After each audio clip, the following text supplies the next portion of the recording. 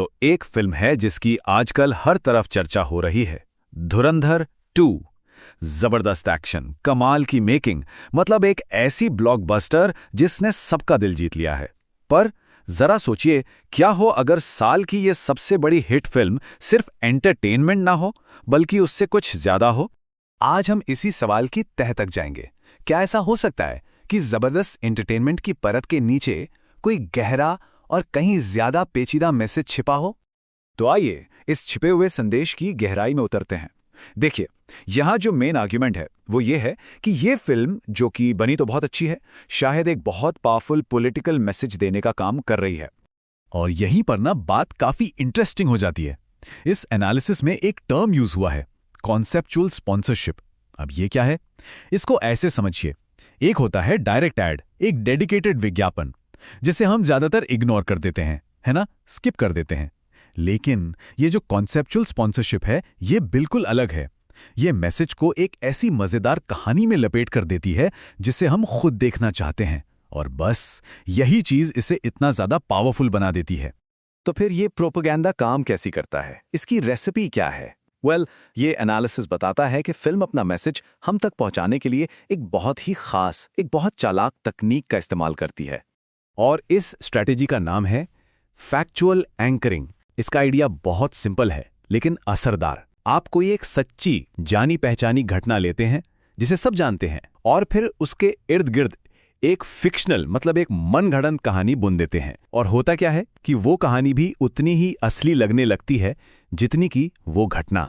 चलिए इसका एक बड़ा एग्जाम्पल देखते हैं। फिल्म में एक रियल इवेंट दिखाया जाता है, 2014 में प्राइम मिनिस्टर की शपथ ग्रहण सेरेमनी। ये एक फैक्ट है, ये हुआ था। लेकिन ठीक इसके बाद फिल्म कट करती है एक फिक्शनल सीन पर, जहां दुश्मन देश के एजेंट्स अफसोस मना रहे हैं कि उनकी पसंदीदा सरकार इस बार नहीं जीत पाई। अब यहां जो इशारा है वो बिल्कुल साफ है, मतलब एकदम सीधा। फिल्म ये कहना चाह रही है कि 2014 से पहले जो सरकार थी उसे कहीं ना कहीं बाहर के दुश्मन कंट्रोल कर रहे थे। अब दूसरा एग्जाम्पल, वो तो इससे भी ज्यादा बोल्ड है। यहां फिल्म एक रियल और बहुत ही कंट्रोवर्शियल पॉलिसी, नोटबंदी को उठाती है और उसे एक ड्रामेटिक, एक हीरोइक वजह दे देती है।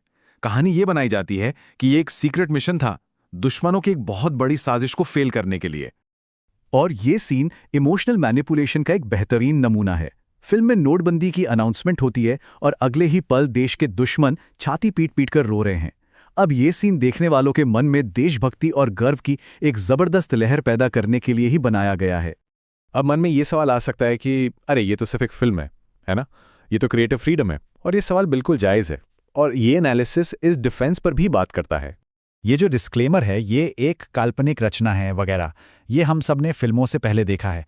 लेकिन यहाँ आर्ग्यूमेंट ये है कि इस केस में इसे एक वार्निंग की तरह नहीं, बल्कि एक शील्ड, एक ढाल की तरह इस्तेमाल किया जा रहा है। और यहीं हम इस तर्क के बिल्कुल सेंटर में पहुंचते हैं कि क्या हो अगर ये जो समानताएं हैं ये असल में संयोग हो ही ना, बल्कि जानबूझकर डाली गई हों। तो ये ढाल काम कैसे करती है? प्रोसेस बड़ा सिंपल है। स्टेप 1, कोई एक वेरीफाइबल फैक्ट यानी सच्ची घटना उठाइए। स्टेप 2, उसके चारों ओर एक मनगढ़ंत कहानी बनाइए। स्टेप 3, उसे खूब सारे इमोशन के साथ परोसिए। और स्टेप 4, अगर कोई सवाल उठाए तो बस ये कहकर बच निकलिए, अरे ये तो सिर्फ फिक्शन है। तो ठीक है, ये सब हो रहा है, लेकिन इससे फर्क क्या पड़ता है? हमें एक फिल्म की इन टेक्निक्स की इतनी परवाह क्यों होनी चाहिए? यहाँ पर साइकोलॉजी का एक बड़ा रोल है।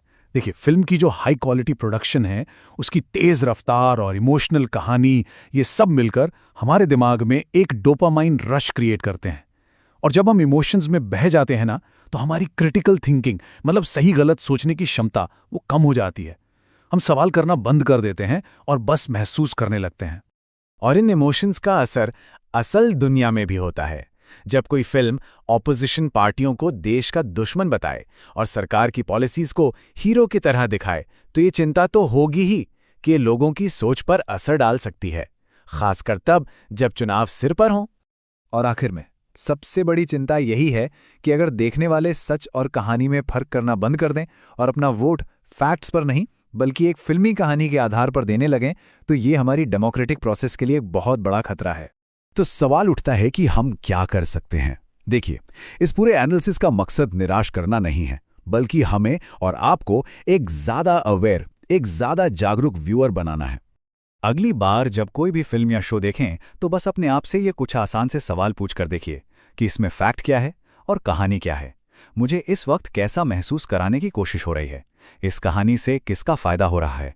ये छोटे छोटे सवाल हमें स्क्रीन के पीछे देखने में मदद करते हैं। इसका ये मतलब बिल्कुल नहीं है कि हम फिल्में देखना या एंटरटेनमेंट को एंजॉय करना छोड़ दें।